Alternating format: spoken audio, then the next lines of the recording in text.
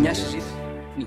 Η ποιότητα είναι μια έννοια υποκειμενική. Πώς όμως την προσεγγίζουν οι άνθρωποι από το χώρο της τηλεόρασης και με ποια κριτήρια την ορίζουν? Το θέμα με την ποιότητα είναι ένα πολύ μπερδεμένο θέμα και κατά τη γνώμη μου είναι πολύ δύσκολο και να το ορίσεις. Εμένα με ενδιαφέρει η εντιμότητα του προϊόντος που δίνεται στον τηλεθεατή.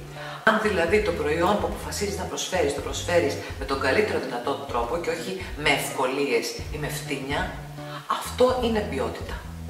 Και καμιά φορά αυτή η ποιότητα του να είσαι καθαρός σε αυτό που προσφέρεις είναι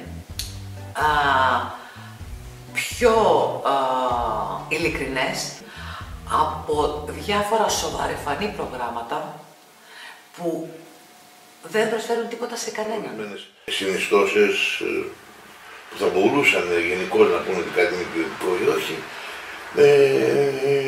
να ασχολείται με θέματα της καθημερινότητας, με θέματα της χώρας, με θέματα της πραγματικότητας. Αλλά αυτό και πάλι δεν ορίζει την ποιότητα. Το τι μ' αρέσει και δεν μ' αρέσει είναι φοβερά υποκειμενικό. Το καθηγητή θέλω να βλέπω γυμνές, ο άλλος θέλει να βλέπει ποδόσφαιρο, ο άλλος θέλει να βλέπει οτιδήποτε για τουρκική σειρά και εξτασιάζει. Ή μια αμερικάνικη αστυνομική ιστορία που όλοι σκοτώνουν όλους, ας πούμε, και μέσα στη μισή ώρα 45 λεπτά έχεις 200 πτώματα. Την ποιότητα τη φέρει ο καθένας μέσα του.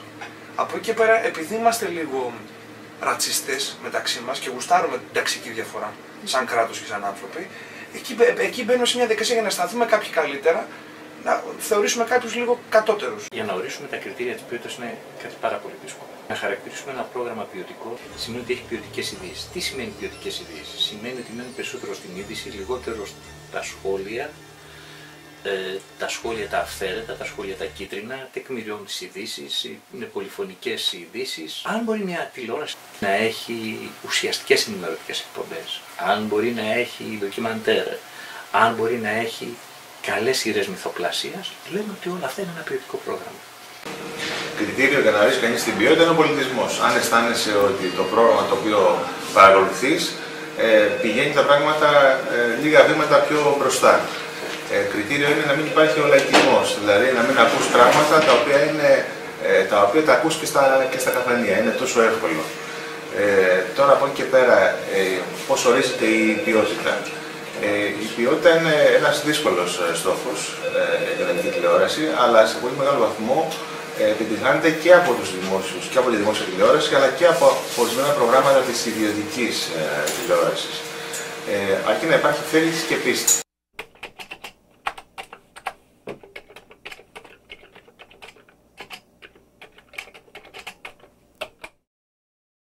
Η δημόσια τηλεόραση για τους ανθρώπους της βιομηχανίας της τηλεόρασης όφιλε και οφείλει να προτείνει ένα διαφορετικό πρόγραμμα στον τηλεθεατή από την ιδιωτική τηλεόραση. Δεν ξέρω πώς χαρακτηρίζεται η ποιότητα, πάντως σίγουρα η δημόσια τηλεόραση πρέπει να έχει άλλο πρόγραμμα. Πρέπει να έχει εναλλακτική πρόταση για τον τηλεθεατή. Πρέπει να πραγματεύεται και θέματα που τον αφορούν πιο πολύ στη ζωή του. Πρέπει να του δίνει προγράμματα που δεν θα τα βρει στην ιδιωτική τηλεόραση. Πιστεύω ότι είναι τελείως άλλος ο ρόλος της. Υπάρχει δημόσια τηλεόραση και η ιδιωτική τηλεόραση. Στη δημόσια τηλεόραση η ποιότητα πρέπει να είναι εκ των όνων κάνευ. Δεν μπορούμε να συζητάμε για δημόσια τηλεόραση, την οποία επιδοτεί, πληρώνει ο Έλληνας πολίτης και να υπάρχει ζήτημα αν έχουμε ή όχι ποιοτική τηλεόραση δημόσια. Η άποψή μου είναι ότι το πρόγραμμα της δημόσιας τηλεόρασης σήμερα είναι ποιοτικό, είναι πολύ καλό, συγκρινόμενο με το πρόγραμμα της ιδιωτικής τηλεόρασης. Το πρόγραμμα της ιδιωτικής τηλεόρασης, προσέξτε, το πρόγραμμα, όχι οι ειδήσεις. Δυστυχώς, λόγω της οικονομικής συγκυρίας είναι πολύ χαμηλό επίπεδο. Δεν γίνονται επενδύσεις, δεν γίνονται σύριαλ, δεν γίνονται εκπομπές λόγου, με συνέπεια να αναπαράγεται ένα προϊόν το οποίο είναι, κάτι γνώμη μου, ευτελές.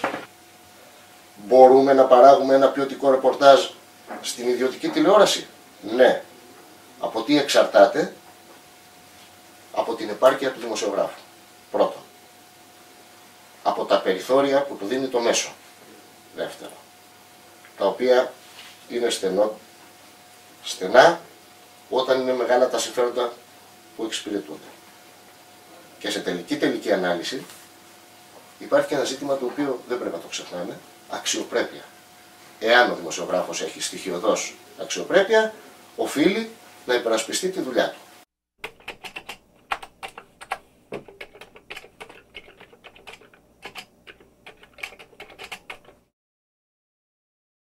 Γενικά η κρίση επηρεάζει τα πάντα για τις πολύ βασικές δομές στην καθημερινότητα, όπως είναι και η παιδεία και η υγεία.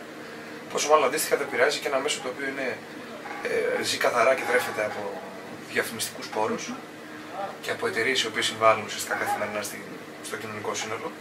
Οπότε όταν όλα σιγά σιγά κόβονται, αν μη τι άλλο και ο όγκος, αν θέλετε, χρημάτων, ανθρώπων, σκέψης, μυαλού, φαντασίας που θα έπρεπε να υπάρχει στην ελληνική τηλεόραση, δυστυχώς δεν υπάρχει, γιατί δεν επιχορηγείται ουσιαστικά κανείς.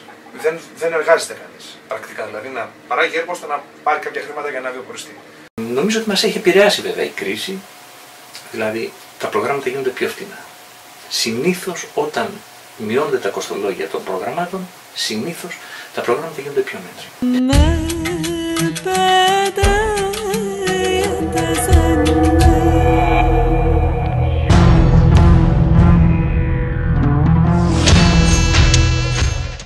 Τα τουρκικά επιβίωσαν στην ελληνική τηλεόραση γιατί είναι πολύ φτηνά. Πάρα πολύ φτηνά.